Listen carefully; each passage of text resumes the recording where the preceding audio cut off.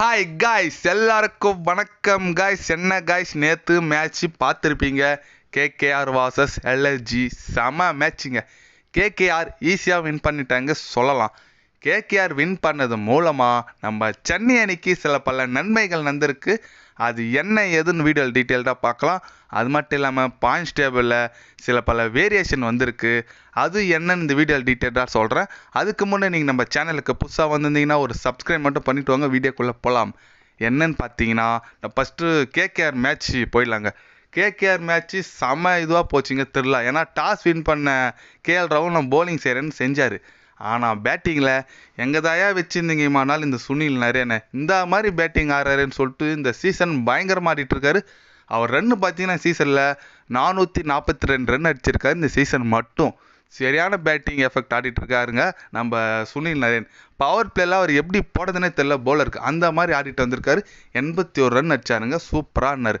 அவர் அடித்த மூலமாக அப்புறம் லாஸ்ட்டாக வந்து ஆண்டி ரசூல் அப்படி இப்படி அவங்கவுங்க சின்ன சின்ன ரோல் ஆனாங்க. அது மூலயமா அந்த அணி பார்த்தீங்கன்னா 235 ரன் குவிச்சாங்க. 20 ஓவருக்கு செம பேட்டிங் எஃபெக்ட் நல்லா ஆனாங்க. நானே நினச்சேன் சரி எல்எஸ்ஜி அணி இதெல்லாம் ஈஸியாக அடிச்சிடும் போல இருக்குது. பேட்டிங் இருக்குது, நம்ம ஸ்டோனிஸ் இருக்கார், பூரான் இருக்கார், கேஎல் ராகுல் இருக்கார், அப்படி இப்படின்னு நினச்சா டம்மி பீஸ் மாரி ஆகிட்டாங்க நம்ம எல்எஸ்ஜி அணி.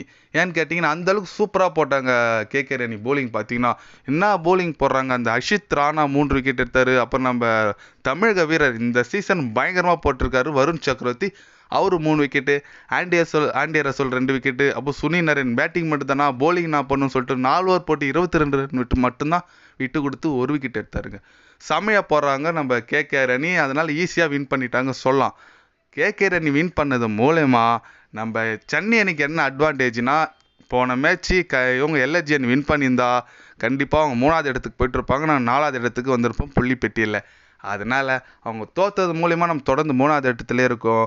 ஆனால் நம்ம பிளே ஆஃப்ஸுக்கு போனோன்னா எல்எஸ்ஜி அணி எஸ்ஆர்ஹெச் அணிலாம் தோற்றா தான் நம்மளுக்கு பிளே ஆஃப்ஸு வாய்ப்பு பிரகாசமாக இருக்கும். அதனால் சென்னை அணி மேலும் ஒரு 3ல் 2 ஜெயிச்சா உள்ளே போவோம். அப்படி உள்ளே போகிறதுக்கு 2 ஜெயிச்சா கூட இவங்களா தோற்றா தான் நம்மளுக்கு ஓரளவுக்கு சான்ஸ் இருக்குது. ஏன்னு கேட்டிங்கன்னா சென்னை அணி மொத்தம் 11 ஆடி இருக்காங்க, 6 மேட்ச் வெற்றி பெற்றிருக்காங்க, 3வது இடத்துல இருக்காங்க. அதே தான் நம்ம எல்எஸ்ஜி அணியும் 11 மேட்ச் ஆடி இருக்காங்க, 6 வெற்றி பெற்றிருக்காங்க, ஆனால் அவங்க 5வது இடத்துல இருக்காங்க. ஏன்னு கேட்டிங்கன்னா அவங்க ரன் ரேட் ரொம்ப கம்மியாயிடுச்சு. போன மேட்ச் ரொம்ப ரொம்ப கம்மியாயிடுச்சு. அதனால் சென்னை அணி ரன் ரேட் பெட்டராக இருக்காங்க. அதனால் அவங்க 3வது இடத்துல இருக்காங்க. இன்றைக்கி மும்பை வாசஸ் எஸ்ஆர்ஹெச் அணி ஆடுறாங்க. அதில் எஸ்ஆர்ஹெச் அணி தோற்றா தான் நம்மளுக்கு அட்வான்டேஜுங்க. அதனால் எத்தனை பேர்லாம் சென்னை அணி பிளே ஆஃப்ஸுக்கு போகும்னு நினைக்கிறீங்கன்னு சொல்லிட்டு ஒரு கமெண்ட் பண்ணிட்டு போங்க. சென்னை அணி வேறு நேற்று வின் பண்ணிட்டாங்களா, அது வெற்றியை குறித்து நீங்கள் என்ன நினைக்கிறீங்க? நம்ம சாந்தனர் பிளேயிங் லெவல் எடுத்துகிட்டு வந்திருக்காங்க. அதனால் இதெல்லாம் பற்றி நீங்கள் என்ன நினைக்கிறீங்கன்னு சொல்லிட்டு ஒரு கமெண்ட் பண்ணிட்டு போங்க. இது போன்ற ஸ்போர்ட்ஸ் நியூஸை தெரிஞ்சுக்கணுன்னா சேனலை சப்ஸ்கிரைபிள் ஐக்கான் பண்ணிக்கோங்க. கண்டிப்பாக கிரிக்கெட் பற்றி, முக்கியமாக ஐபிஎல் பற்றி day by day channel update வரும். மறக்காமல் சப்ஸ்கிரைப் மட்டும் கொஞ்சம் பண்ணி வச்சுக்கோங்க. நன்றி, வணக்கம்.